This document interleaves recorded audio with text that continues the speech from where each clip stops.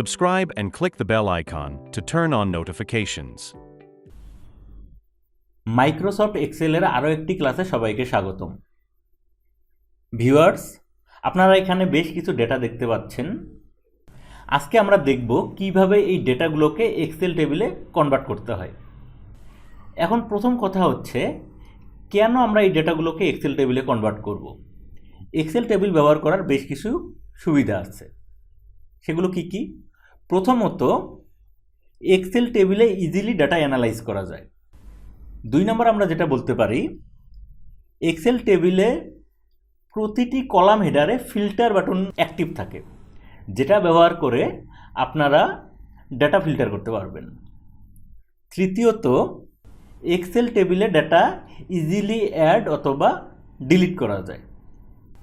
এখন এই ডেটাগুলোকে এক্সেল টেবিলে কনভার্ট করার জন্য আমাদেরকে যেটা করতে হবে, প্রথম যে সেল সেটাকে অ্যাক্টিভ করতে হবে। দেখেন, আমরা এখানে ক্লিক করি, দেখেন সেলটা অ্যাক্টিভ হয়ে গেছে।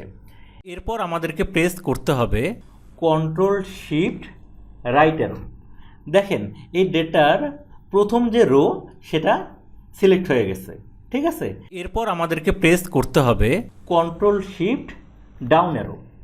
দেখেন, প্রথম রো থেকে শেষ রো পর্যন্ত সিলেক্ট হয়ে গেছে, ঠিক আছে। এরপরে দেখেন, আমাদেরকে যেতে হবে ইনসার্ট ট্যাবে। দেখেন, আমরা ইনসার্ট ট্যাবে চলে আসলাম। এরপরে লক্ষ্য করেন এখানে কতগুলো গ্রুপ আছে। এর মধ্যে টেবিলস যে গ্রুপ, এখানে টেবিল নামে একটা ফিচার আছে, ঠিক আছে। আমরা এই টেবিলে ক্লিক করলাম। ক্লিক করলে দেখেন এখানে একটা উইন্ডো চলে আসছে, ক্রিয়েট টেবিল, ঠিক আছে। এই ক্রিয়েট টেবিলে দেখেন A1 থেকে G30 পর্যন্ত, অর্থাৎ আমাদের যতগুলো ডেটা আছে সবগুলো এখানে সিলেক্টেড হয়েছে। নিচেই দেখেন একটা চেক বক্স আছে, এখানে বলা হয়েছে যে আমাদের এখানে হেডার আছে কিনা। দেখেন, আমাদের এই ডেটাগুলোর মধ্যে একটা হেডার আছে, ঠিক আছে। এই জন্য আমরা এখানে চেক অবস্থায় রেখে দিলাম। এখন আমরা ক্লিক করব ওকে। দেখেন, আমাদের এই ডেটাগুলো এক্সেল টেবিলে কনভার্ট হয়ে গেছে, ঠিক আছে। ভিউয়ার্স, আপনারা এখানে দেখতে পাচ্ছেন যে আমাদের যে এক্সেল টেবিলটা, এটা একটা ডিফল্ট একটা ডিজাইনে আছে। তবে আপনারা চাইলে অন্য যে কোনো ডিজাইনে এটাকে নিয়ে যেতে পারবেন। এর জন্য আপনাদেরকে যেটা করতে হবে, এই টেবিলের যে কোনো একটা সেলকে অ্যাক্টিভ করতে হবে।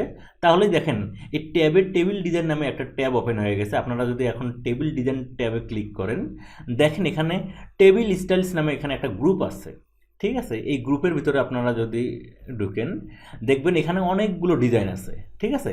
এর মধ্যে আপনারা যে কোনোটাকে সিলেক্ট করতে পারবেন। আমরা এখান থেকে এটাকে সিলেক্ট করলাম। দেখেন টেবিলের ডিজাইনটা চেঞ্জ হয়ে গেছে, ঠিক আছে। ভিউয়ার্স, আপনারা যদি হেডার রোতে লক্ষ্য করেন, দেখবেন প্রতিটি কলাম হেডারে ফিল্টার বাটনটি অ্যাক্টিভ হয়েছে, ঠিক আছে। আমরা আগেই আপনাদেরকে বলেছিলাম, এক্সেল টেবিল ইউজ করলে আপনারা অনেক ইজিলি ডেটা ফিল্টার করতে পারবেন। এখন আমরা দেখব যে কিভাবে আপনারা এক্সেল টেবিলে ডেটা ফিল্টার করবেন। এই ডেটা সেটের দিকে যদি আপনারা লক্ষ্য করেন, দেখবেন এখানে 2018 সালে যতগুলো ফুড আইটেম সেল হয়েছে তার একটা লিস্ট দেয়া আছে। আমরা এখন যে কোনো একটা মাসের ডেটা দেখব। এর জন্য আমাদের কি করতে হবে, দেখেন এই মান্থ যে কলাম হেডার যেটি আছে তার পাশে যে ফিল্টার বাটনটি দেয়া আছে, এখানে আপনারা ক্লিক করবেন।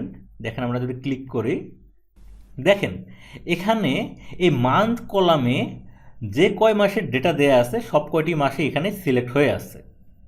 এখন যদি আমরা শুধুমাত্র আগস্ট মাসের ডেটা দেখতে চাই, এজন্য আমাদেরকে যেটা করতে হবে, সিলেক্ট অল যে চেক মার্ক এখানে ক্লিক করতে হবে, তাহলে সবগুলো আনসিলেক্ট হয়ে যাবে। এরপর শুধুমাত্র আমরা যেহেতু আগস্ট মাসেরটা দেখতে চাচ্ছি, এজন্য আমরা আগস্ট মাসের এখানে চেক করে দেব, ঠিক আছে। এরপর যদি আমরা ওকেতে ক্লিক করি, দেখেন এখানে শুধুমাত্র আগস্ট মাসে যে ফুড আইটেমগুলো সেল হয়েছে তার একটা লিস্ট চলে আসছে, ঠিক আছে। এবার যদি আমরা অন্য যে কোনো মাসেরটা দেখতে চাই, সাপোজ আমরা আগস্ট না দেখে এবার আমরা জুন মাসের ডেটা দেখতে চাচ্ছি, তাহলে আমাদের আগস্টকে আনচেক করে জুনকে চেক করে দিতে হবে। এরপর যদি আমরা ওকে ক্লিক করি, দেখেন জুন মাসে যে ফুড আইটেমগুলো সেল হয়েছে তার একটা লিস্ট চলে আসছে, ঠিক আছে। এবার যদি আমরা সকল ইনফরমেশন নিয়ে আসতে চাই, অর্থাৎ পুরো বছরের ডেটা নিয়ে আসতে চাই, এজন্য আমাদের কি করতে হবে, আবার যে কলাম হেডারের পাশে যে ফিল্টার বাটনটি আছে এখানে ক্লিক করতে হবে। এরপরে দেখেন এটাকে আনচেক করে দিতে হবে, তারপর চেক অল, সিলেক্ট অলে আমাদের আবার কি করে দিতে হবে, চেক করে দিতে হবে। ঠিক আছে, এরপর যদি আমরা ওকেতে ক্লিক করি, দেখেন আবার সব ইনফরমেশন চলে আসছে। এভাবে আপনারা এক্সেল টেবিল ব্যবহার করে ডেটা ফিল্টার করতে পারবেন। ভিউয়ার্স, প্রথম থেকে আপনারা তৃতীয় যে কলামটি, এখানে লক্ষ্য করলে দেখবেন এখানে কাস্টমার আইডি দেওয়া আছে।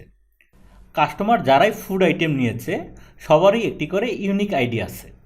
এখন আপনারা যদি কোনো একজন কাস্টমারের ইনফরমেশন দেখতে চান, এজন্য আপনাদেরকে যেটা করতে হবে, এই কাস্টমার আইডির পাশে যে ফিল্টার যে বাটনটি আছে এখানে ক্লিক করতে হবে। এখানে লক্ষ্য করেন, দেখেন যতগুলো কাস্টমার আছে সবারটা এখানে সিলেক্ট হয়ে আছে। শুরুতে আমাদেরকে কি করতে হবে, সিলেক্ট অলটা আনচেক করে দিতে হবে। এখানে ক্লিক করেন, দেখেন আনচেক হয়ে গেছে। এরপর সাপোজ আমরা কাস্টমার আইডি এডি 224-এর ইনফরমেশন দেখতে চাচ্ছি। দেখেন এডি 224 সিলেক্ট হয়ে গেছে। এখন যদি আমরা ওকে বাটনে ক্লিক করি, দেখেন কাস্টমার আইডি 224-এর ইনফরমেশনগুলো এখানে চলে আসছে। এখন যদি আমরা সব ইনফরমেশন নিয়ে আসতে চাই, এজন্য আমাদেরকে যেটা করতে হবে, দেখেন কাস্টমার আইডির পাশেই ফিল্টার একটা সাইন দেওয়া আছে। তার মানে এখানে বোঝাচ্ছে যে এই কাস্টমার আইডির এই ফিল্টার বাটনে ফিল্টার করা হয়েছে। এজন্য আমাদেরকে এখানে আবার ক্লিক করতে হবে। এরপর দেখেন সিলেক্ট অলে ক্লিক করতে হবে।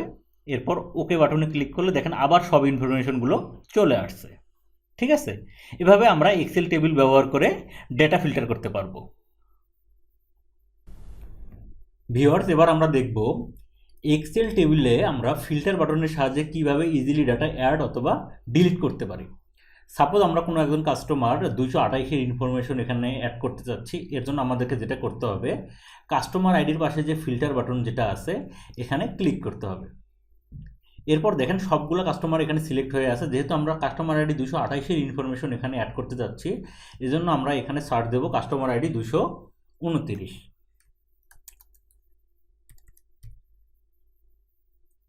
ঠিক আছে, এরপর দেখেন আমরা এই রোটাকে সিলেক্ট করব।